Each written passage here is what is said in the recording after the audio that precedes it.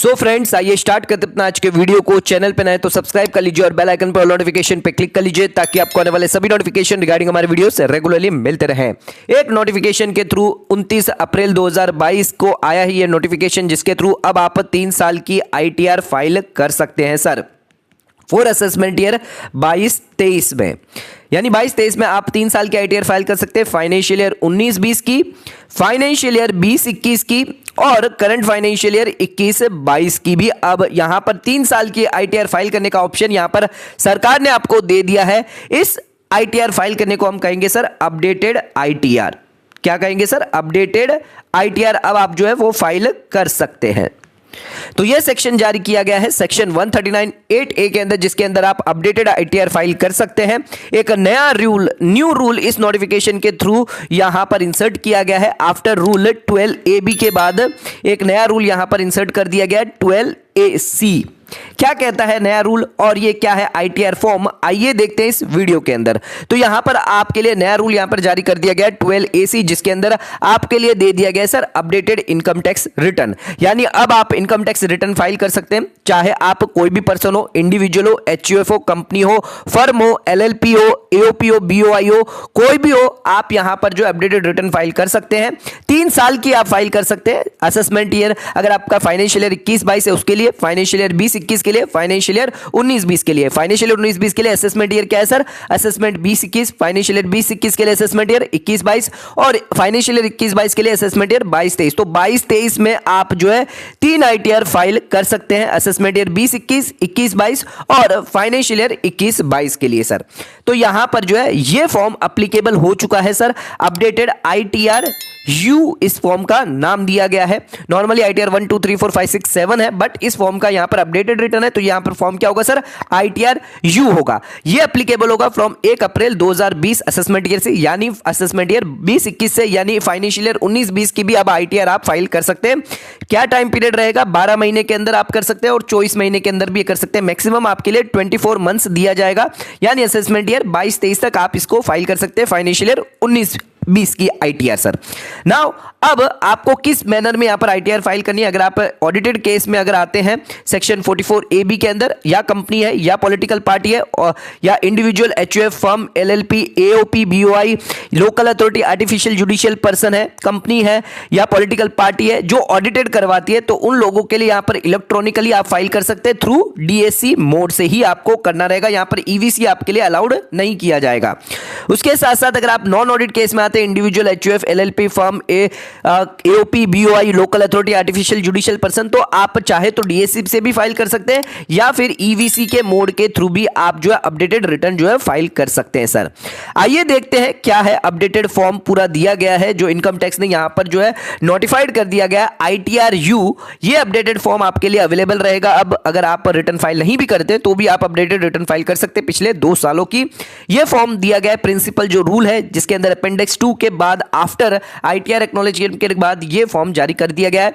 ये फॉर्म कोई भी पर्सन भर सकता है। Updated income with in 24 months के अंदर आपको इसको भरना होगा, जब से आपका रिलेवेंट असेसमेंट ईयर खत्म होता है, यानी फाइनेंशियल ईयर 19-20 का relevant assessment year financial year 20-21, यानी मैं 20-21 के पीरियड को 21-22 और 22-23 असेसमेंट ईयर तक मैं फाइल कर सकता हूं। यानी 22-23 तक, यानी 31 मार्च 2023 तक मैं फाइनेंशियल ईयर 19-20 का अपडेटेड रिटर्न फाइल कर सकता हूं। क्या क्या इंफॉर्मेशन इसमें आपको देनी रहेगी सर? तो सबसे पहले जनरल इंफॉर्मेशन, पैन कार्ड, आधार कार्ड, अपना नाम दे दीजिएगा। उसके बाद असेसमेंट ईयर, किस असेसमेंट ईयर के लिए आप यहां पे कर रहे हैं, ध्यान रखिएगा एक बार ही अपडेटेड रिटर्न आप फाइल कर सकते हैं।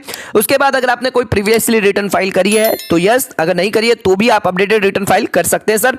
क्या रीजन है, या सॉरी, जो आपने रिटर्न फाइल करी है वो यहां पर 139 के अंदर करी है या फिर बिलेटेड या रिवाइज रिटर्न करी है, तो वो भी आपको डिटेल यहां पे देनी होगी। उसके बाद आपको एक्नॉलेजमेंट देना होगा, जो भी आपके ओरिजिनल रिटर्न है उसका acknowledgement, receipt number, date of filing and acknowledgement number और फाइलिंग डेट देनी पड़ेगी। जो भी ITR आपने चूज किया 1 2 3 4 5 6 7 वो आपको यहां पे ड्रॉप डाउन में आ जाएगा। आइए देखते हैं क्या क्या एलिजिबिलिटी क्राइटेरिया है अपडेटेड रिटर्न की, कंडीशन जो फर्स्ट, सेकंड, थर्ड प्रोविजन के अंदर दी है। तो आइए देखते हैं क्या है अपडेटेड रिटर्न अंडर सेक्शन 139, क्या है एलिजिबिलिटी क्राइटेरिया। तो आइए समझते हैं क्या है एलिजिबिलिटी ऑफ अपडेटेड रिटर्न, जिसके लिए आपको आना पड़ेगा सेक्शन 139 सबसेक्शन 8 के अंदर। तो यहाँ पर हम देखेंगे एलिजिबिलिटी क्या होगी अपडेटेड रिटर्न की। तो अपडेटेड रिटर्न कौन फाइल कर सकता है? कोई भी पर्सन फाइल कर सकता है अपडेटेड रिटर्न। यहाँ पर फर्निश कर सकता है फॉर असेसमेंट ईयर के लिए विद इन 24 मंथ्स के अंदर, यानी आप 2 साल तक यहाँ पर जो अपडेटेड रिटर्न जो है वो फाइल कर सकते हैं। यहाँ पर आप अपडेटेड रिटर्न आप खुद के लिए कर सकते हैं या किसी की और की अदर इनकम दिखाने के लिए आप अगर रिप्रेजेंटेटिव बने तो भी आप यहां पर जो है अपडेटेड रिटर्न फाइल कर सकते हैं for the previous year relevant to the assessment year. Now अब यहां पर इस प्रोविजन के अंदर किन किन को यहां पर अपडेटेड रिटर्न जो है नहीं फाइल करनी है सर, यानी अपडेटेड रिटर्न इन लोगों को अलाउड नहीं है। अगर आप रिटर्न भरना चाहते हैं लॉस की, अगर आप यहां पर अपडेटेड रिटर्न लॉस की भरना चाहते हैं तो उस केस में आपको अलाउड नहीं किया जाएगा। अगर आप टोटल टैक्स लायबिलिटी को कम करना चाहते हैं तो भी आप अपडेटेड रिटर्न जो है यूआर जो है वो आप नहीं फाइल कर सकते।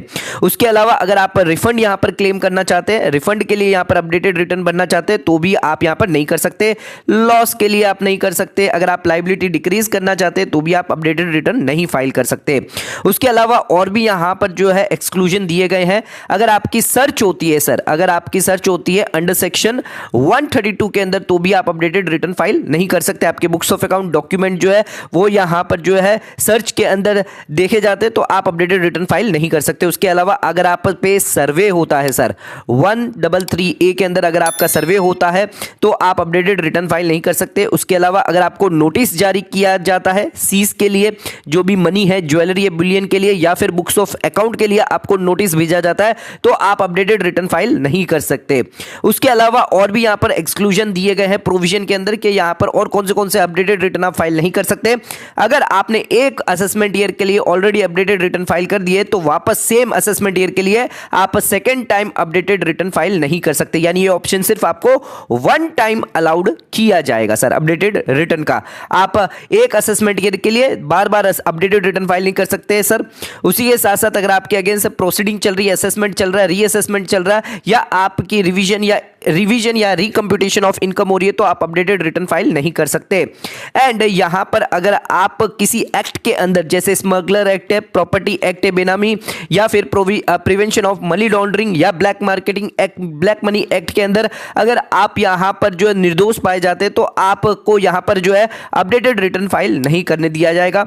उसी के साथ साथ अगर आपके अगेंस्ट कोई इंफॉर्मेशन रिसीव होती है सेक्शन 90 और 90A के अंदर जो आपके अगेंस्ट है तो आपको अपडेटेड रिटर्न फाइल नहीं करने दिया जाएगा। अगर आपके अगेंस्ट कोई प्रोसिक्यूशन चल रहा है तो आप अपडेटेड रिटर्न फाइल नहीं कर सकते। या फिर फाइनली अगर कोई बोर्ड है जो सीबीडीटी है, इनकम टैक्स डिपार्टमेंट है, वो यहां पर कुछ क्लास ऑफ पर्सन को अपडेटेड रिटर्न से बाहर रख देगी सर। एंड अगर आपकी लॉस की रिटर्न है सर, आपने प्रीवियसली लॉस रिटर्न फाइल करी थी पर अब आप जो है इनकम दिखाना चाहते तो आप अपडेटेड रिटर्न फाइल कर सकते हैं, आपके लिए अलाउड कर दिया जाएगा। उसके अलावा अगर आपने लॉस दिखाया, unabsorbed depreciation carry forward loss दिखाया है एंड सब्सिक्वेंटली अब जो है आप यहां पर इनकम दिखाना चाहते हैं तो आप अपडेटेड रिटर्न फाइल कर सकते हैं। यानी अपडेटेड रिटर्न सिर्फ यहां पर अगर आप इनकम दिखाते हैं, टैक्स लायबिलिटी दिखाते तो यहां पर आपको अपडेटेड रिटर्न फाइल करने दिया जा सकता है। उसी के साथ साथ यहां पर आपको पेमेंट ऑफ टैक्स भी करना होगा सेक्शन 140B के अंदर।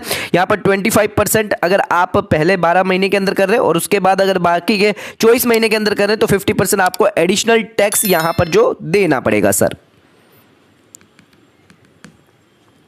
तो हमने यहां पर देख लिया एलिजिबिलिटी क्राइटेरिया। आप ध्यान रख लीजिएगा कि अपडेटेड रिटर्न के लिए इंपॉर्टेंट है कि आप एलिजिबल होनी चाहिए। जितनी भी हमने यहां पर आपको बताई थी कंडीशन प्रोविजन जो बताए थे अभी, वो सभी यहां पर एप्लीकेबल हो जाएंगे, चाहे वो फर्स्ट सेकंड थर्ड प्रोविजन में आपका सर्वे होता है, यहां पर सर्च होता है, आपकी लॉस रिटर्न है, इन सभी केसेस में आप अपडेटेड रिटर्न फाइल नहीं कर सकते। नेक्स्ट आ जाते हैं, अगर आपने यहां पर जो है सिलेक्ट करना कौन सा ITR फॉर्म है, उसके बाद यहां पर सर रीजन दिए गए, बहुत ज्यादा इंपॉर्टेंट है किस वजह से आप जो अपडेटेड रिटर्न यहां पर फाइल कर सकते हैं। तो अगर आपने अगर अपने ITR नहीं फाइल करिए, ओरिजिनल ITR नहीं फाइल करिए तो भी आप अपडेटेड रिटर्न फाइल कर सकते हैं। अगर आपने इनकम जो है करेक्टली रिपोर्ट नहीं करिए या फिर अपने गलत हेड में दिखा दिया, सैलरी का हाउस प्रॉपर्टी में दिखा दी इनकम, हाउस प्रॉपर्टी का सैलरी में, या फिर बिजनेस में स्पेकुलेटिव का नॉन स्पेकुलेटिव का स्पेकुलेटिव, कैपिटल गेन में लॉन्ग टर्म का शॉर्ट टर्म का लॉन्ग टर्म, हेड के अंदर अगर आपने चेंज कर दिया, कैपिटल गेन के अंदर आपने गलती से यहां पर इनकम फ्रॉम अदर सोर्सेज में दिखा दिया, तो आप अपडेटेड रिटर्न फाइल कर सकते हैं। अगर आपको रिड्यूस करना है कैरी फॉरवर्ड लॉस, रिड्यूस करना है अनअब्जॉर्ब्ड डेप्रिसिएशन, अगर आपको टैक्स क्रेडिट यहां पर जो है रिड्यूस करना है, या रॉन्ग रेट ऑफ टैक्स अगर आपने लगा दिया, कम रेट का लगा दिया, अब आपको हायर टैक्स लगाना है, 10% लगा दिया बट आपका था 20% स्लैब रेट में, तो उस केस में यहां पर जो है आप अपडेटेड रिटर्न फाइल कर सकते हैं। कितने पीरियड के अंदर करना, आपको 12 महीने के अंदर करेंगे तो आपको 25% टैक्स यहां पर एडिशनल देना होगा, और 24 महीने तक आप अगर करते हैं 12 से लेकर 24 तो आपको 50% एडिशनल टैक्स लायबिलिटी यहां पर देनी होगी। तो यहां पर अपडेटेड रिटर्न आप 24 मंथ्स के लिए कर सकते हैं from the end of the relevant assessment year. यहां पर और भी आपको जानकारी देनी पड़ेगी कि आप कैरी फॉरवर्ड अगर लॉस रिड्यूस कर रहे हैं तो ये आपको जानकारी देनी पड़ेगी कि आपने रिवाइज रिटर्न तो फाइल नहीं किया, कोई अपडेटेड रिटर्न इससे पहले तो कोई फाइल नहीं किया है। उसके बाद आपको ध्यान रखना है कि अपडेटेड रिटर्न और टैक्स पेबल के लिए यहां पर एडिशनल जो इनकम है वो आपको क्या क्या दिखा सकते हैं, कौन से हेड में, salary, house property, business profession, capital gain और अदर सोर्सेस में। ये सभी सोर्सेस में आप जो अपडेटेड इनकम जो है यहां पर आप एडिशनल इनकम यानी अपडेटेड इनकम आप दिखा सकते हैं, उस पे एडिशनल जो टैक्स बनेगा वो आपको पे करना रहेगा सर। उसी के साथ साथ यहां पर अगर आपने कोई लेट फीस दी है तो वो भी आपको इसकी जानकारी देनी है। कोई एडिशनल इनकम टैक्स जो बन रहा है आपका अपडेटेड रिटर्न पे 25% 50% वो आपको यहां पे करना पड़ेगा। 25% इन केस अगर आप 12 महीने से 24 महीने के अंदर यहां पर करते हैं, सॉरी एक महीने से लेकर 12 महीने के अंदर करते हैं और 12 महीने से 24 महीने करते हैं तो आपको 50% यहां पर अपडेटेड रिटर्न फाइल करना रहेगा। उसी के साथ साथ आपको एडिशनल टैक्स देना पड़ेगा। आपको कोई भी रिलीफ नहीं मिलने वाली है 89 के अंदर, अगर आपने ओरिजिनली पहले अगर क्लेम नहीं करी तो अपडेटेड रिटर्न में कोई भी आपको रिलीफ नहीं मिलने वाली है।